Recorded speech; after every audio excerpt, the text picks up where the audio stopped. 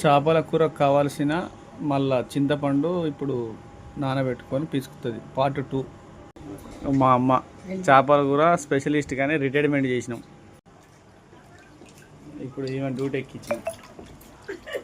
చింతపులుసుకు కావాల్సిన ఇప్పుడు కారం మళ్ళీ ఇలా కలుపుకోవాలి. అలా చేపల కర్రీలో పోయడానికి కావాల్సిన ఉప్పు,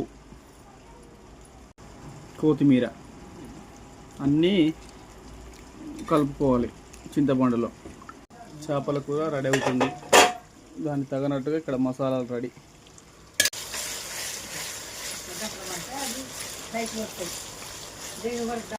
చేపల కూరలో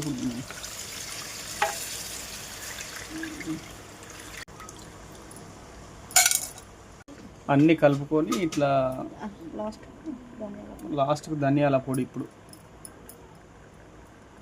టేస్ట్ కోసం.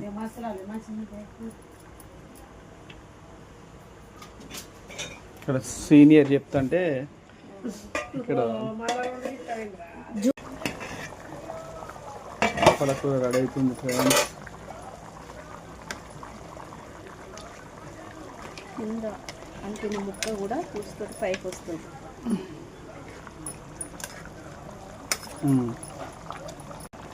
తిప్పేసుకోవాలి. పక్కన అన్నం ఇప్పుడే పెట్టింది, రెడీ అవుతుంది. చాలాసేపు సిమ్లో పెట్టి ఉడికించి ఈ విధంగా ఆయిల్ అంతా పైకి రావాలి. ఇట్లా పర్ఫెక్ట్గా అయ్యాక చేపల కూర పర్ఫెక్ట్గా అయ్యాక సిమ్లో పెట్టుకోవాలి కొద్దిసేపు.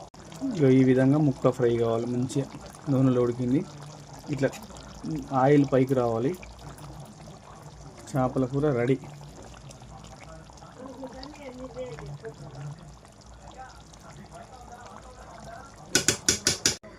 చేపల కూర రెడీ. వేడి వేడి చేపల కూర రైస్